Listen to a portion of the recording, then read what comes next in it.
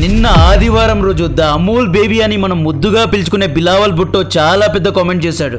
భారత్ మాతో కోఆపరేట్ చేస్తే, మాతో కూర్చొని మాట్లాడితే భారత్ కు ఇన్ఫాక్ట్ ప్రపంచానికి ద మోస్ట్ వాంటెడ్ ఉగ్రవాదులైన హఫీజ్ సయీద్ అండ్ మసూద్ అజర్ ను భారత్ కు అప్పగించడానికి రెడీగా ఉన్నాము అనే స్టేట్మెంట్ ఇచ్చాడు. ఈ స్టేట్మెంట్ తర్వాత జైష్ అండ్ లష్కర్-ఏ తోయిబా ఉగ్రవాద బ్యాచ్ భుట్టో అడ్రస్ ను అడుగుతున్నారు. భుట్టోను చంపేస్తామంటున్నారు. హఫీజ్ సయీద్ కొడుకు తల్లార్ రంగంలో దిగి ఇది దేశ ద్రోహం, ఒక ఫ్రీడమ్ ఫైటర్ గురించి ఇలా మాట్లాడతావా అని చెప్పి ఇది మోస్ట్ ఇర్రెస్పెక్టబుల్ స్టేట్మెంట్ అన్నట్లు వార్నింగ్ కూడా ఇచ్చాడు. ఇమ్రాన్ ఖాన్ పార్టీ అయిన పాకిస్తాన్ తెహ్రీకే ఇన్సాఫ్ అఫీషియల్ గా ఒక స్టేట్మెంట్ ను జారీ చేసింది.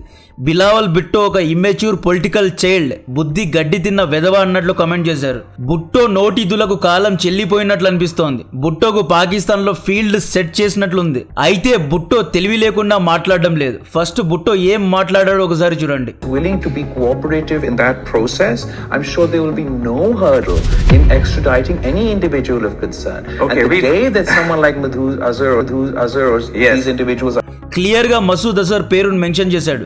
జనరలైజ్ చేయకుండా మా దగ్గర ఉన్న ఉగ్రవాదులను విడిపిస్తాము అని చెప్పకుండా స్పెసిఫిక్ గా పేరును మెన్షన్ చేశాడు. ఇక్కడ ఇంటర్వ్యూలో అడిగిన క్వశ్చన్, భారత్ మసూద్ అండ్ హఫీజ్ సయీద్ ను అప్పగించమని ఎక్స్ట్రాడిషన్ లెటర్ ను మీకు సబ్మిట్ చేసింది, దానిపైన మీ స్పందన ఏంటి అన్న క్వశ్చన్ కు భుట్టో ఆన్సర్ ఇస్తూ ఈ స్టేట్మెంట్ ఇచ్చాడు. భుట్టో ఈ స్టేట్మెంట్ ఎందుకు ఇచ్చాడు? ఒకప్పుడు ఆస్తులుగా ఉన్న ఈ ఇద్దరు ఇప్పుడు పాకిస్తాన్ కు భారంగా మారారా? పాకిస్తాన్ మళ్ళీ అమెరికాకు దగ్గర అవ్వనుందా? సింధు నది ఒప్పందాన్ని భారత్ హోల్డ్ లో పెట్టినందుకే భుట్టో ఇలా రియాక్ట్ అవుతున్నాడా? సింధు నది ఒప్పందానికి భుట్టో రాజకీయాలకి మధ్య ఉన్న లింక్ ఏంటి? ఒకవేళ ఈ ఇద్దరిని భారత్ కు అప్పగిస్తే డిప్లొమాటిక్ గా భారత్ ఎంత పెద్ద విజయాన్ని సాధిస్తుంది, ఈ ఇద్దరితో భారత్ ఏమేం చేస్తుంది అనేది డీటెయిల్ గా చెప్తా. దానికంటే ముందు వీడియోను లైక్ చేయండి, ఛానల్ను ఇంకా సబ్స్క్రైబ్ చేయకపోతే సబ్స్క్రైబ్ చేసుకోండి. భారత్ దగ్గర పాకిస్తాన్ పై న్యూక్లియర్ బాంబ్ వాడడం కంటే శక్తివంతమైన బాంబ్ ఇండస్ వాటర్ ట్రీటీ. ఈ 6 నదుల ట్యాప్ భారత్ ఆఫ్ చేసినప్పుడల్లా పాకిస్తానీ నాయకుల బ్లడ్ ప్రెషర్ పెరుగుతూ ఉంటుంది. భుట్టో ఎక్స్ట్రాడిక్షన్ స్టేట్మెంట్ అనేది ఒత్తిడిలో వచ్చిన స్టేట్మెంట్. ఇవన్నీ ఆపరేషన్ సింధూర్ సైడ్ ఎఫెక్ట్స్ అన్నమాట. ఇండస్ వాటర్ నదిని హోల్డ్ చేయడం కారణంగానే భుట్టో టెన్షన్ లో ఇలా మాట్లాడుతున్నాడు. బిలావల్ భుట్టోకు సింధ్ ప్రావిన్స్ లో ఎక్కువగా ఓటు బ్యాంక్ ఉంది. ఇండస్ నదిని ఒకవేళ భారత్ ఆపేస్తే సింధులో వ్యవసాయం ఆగిపోతుంది. ప్రజలు ఇతనికి ఓట్స్ వేరు కాబట్టే ఇతను ఇండస్ వాటర్ ట్రీటీ పైన ఇంత ఇంట్రెస్ట్ చూపిస్తున్నాడు.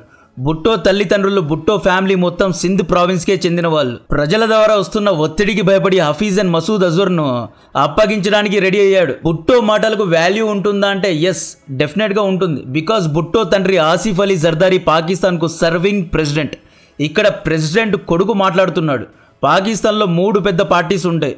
ఫస్ట్ పార్టీ పేరు పాకిస్తాన్ ముస్లిం లీగ్, దీనికి హెడ్ షెహబాజ్ షరీఫ్. ప్రస్తుతం ఈయన పార్టీనే ప్రభుత్వాన్ని స్థాపించింది. సెకండ్ పార్టీ పేరు పాకిస్తాన్ తెహ్రీకే ఇన్సాఫ్, ఇది ఇమ్రాన్ ఖాన్ పార్టీ.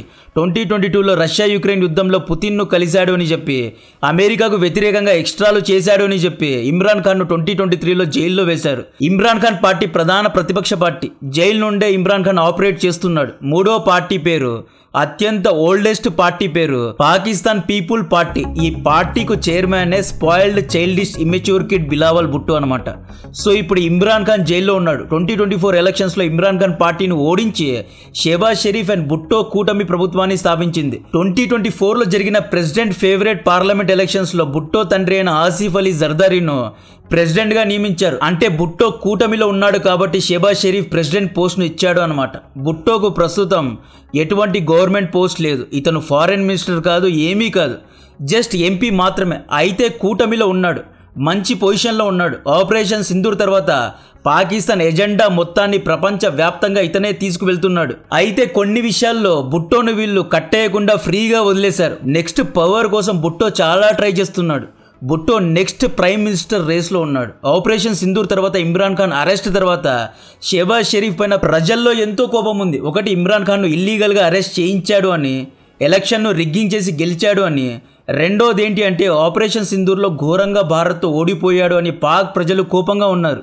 ఆపరేషన్ సింధూర్లో భారత సైన్యం పంజాబ్ ప్రావిన్స్ లో ఉన్న నూర్ ఖాన్ ఎయిర్ బేస్ ను లేపేసింది. ఇదంతా పాక్ ప్రజలు కల్లారా చూశారు. సర్గోదా ఎయిర్ బేస్ లో మన డ్రోన్స్ దిగాయి. షెహబాజ్ షరీఫ్ ప్రభుత్వం దాన్ని ఇస్మాయిలీ బిజ్లీ అన్నారు. అంటే ఆకాశం నుండి మెరుపులు పడ్డాయి అని కవర్ చేయడానికి చూశారు.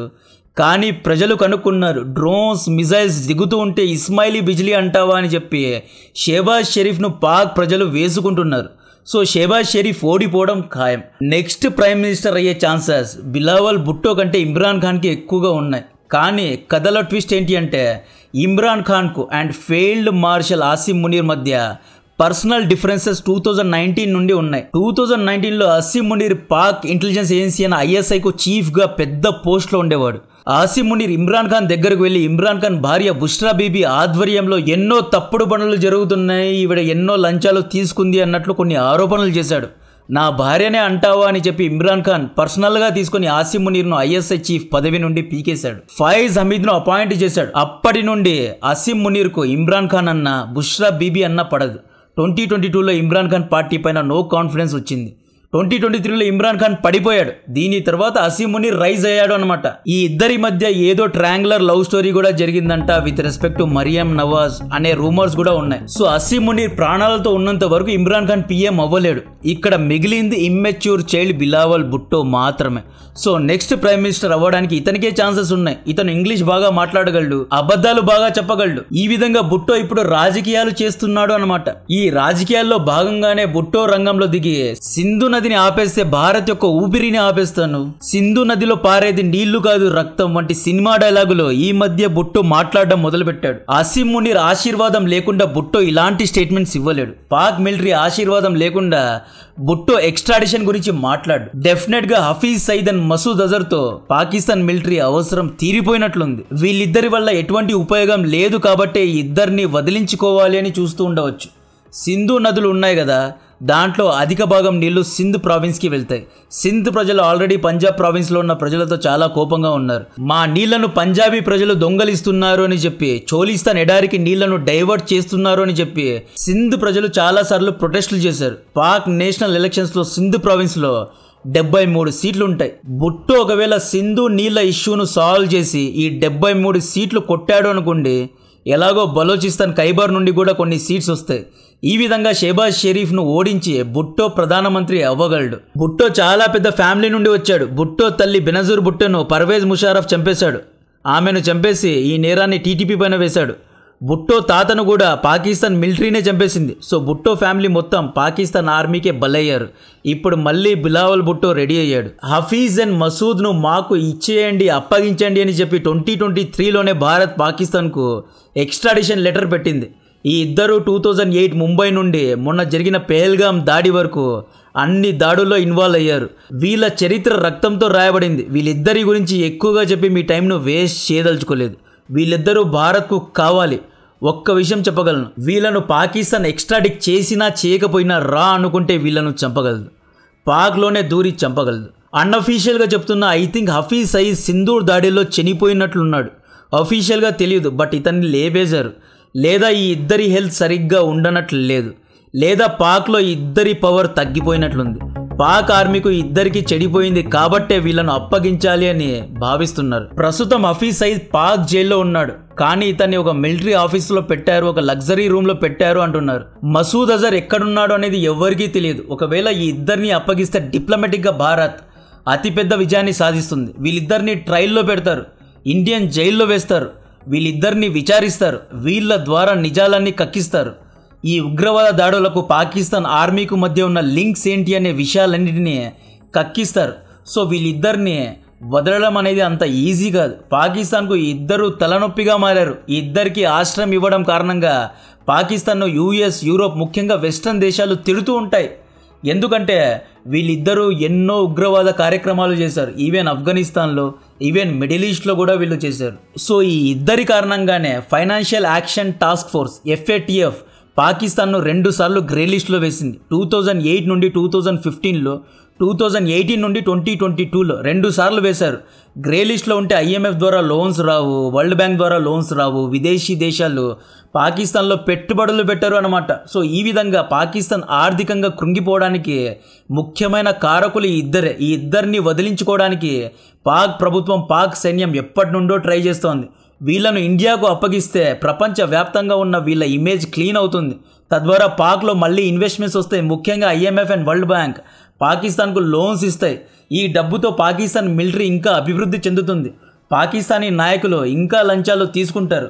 సో ఈ విధంగా వీళ్ళిద్దరిని వదిలించుకోవాలని వీళ్ళు చూస్తున్నారు. ఇక్కడ ఒక విషయం చెప్పాలి, 2023లో భారత్ పాకిస్తాన్కు వీళ్ళిద్దరిని అప్పగించమని ఎక్స్ట్రాడిక్షన్ లెటర్ను పంపింది అని చెప్పా కదా.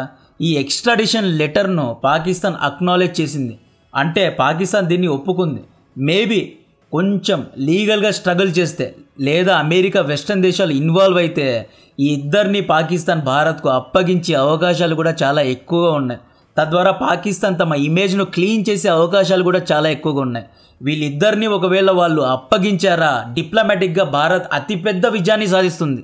2018 నుండి హఫీజ్ సయీద్కు పాకిస్తాన్ ఆర్మీకు మధ్య చెడిపోయింది. ఎందుకంటే FATF గ్రే లిస్ట్లో పాకిస్తాన్ పడిన తర్వాత పాకిస్తాన్ ఆర్మీ హఫీజ్ అండ్ మసూద్కు ఎన్నో వార్నింగ్లు ఇచ్చింది. మీరు బయటకు వచ్చి స్పీచెస్ ఇవ్వద్దు, రెచ్చగొట్టే ప్రసంగాలు చేయొద్దు, మీరిచ్చే ప్రసంగాల కారణంగా ప్రపంచం మమ్మల్ని బైకాట్ చేస్తోంది అన్నట్లు వీళ్ళిద్దరికీ పాకిస్తాన్ ఆర్మీ వార్నింగ్ ఇచ్చి లోపల కూర్చోబెట్టింది.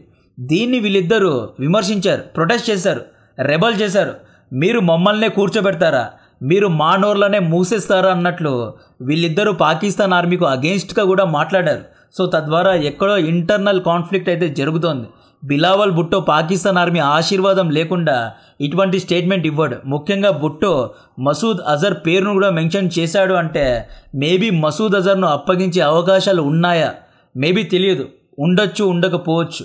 ఒకవేళ వీళ్ళిద్దరిని భారత్కు అప్పగిస్తే భారత్ చేసే ట్రయల్స్ అండ్ టార్చర్ కారణంగా వీళ్ళిద్దరూ ఎందరో పేర్లను బయట పెట్టే అవకాశాలు కూడా ఉన్నాయి. సో ఈ విధంగా ఎన్నో పాసిబిలిటీస్ ఉన్నాయి. కంటెంట్ నచ్చితే వీడియోను లైక్ చేయండి, ఛానల్ను సబ్స్క్రైబ్ చేసి అందరికీ షేర్ చేయండి. జై హింద్.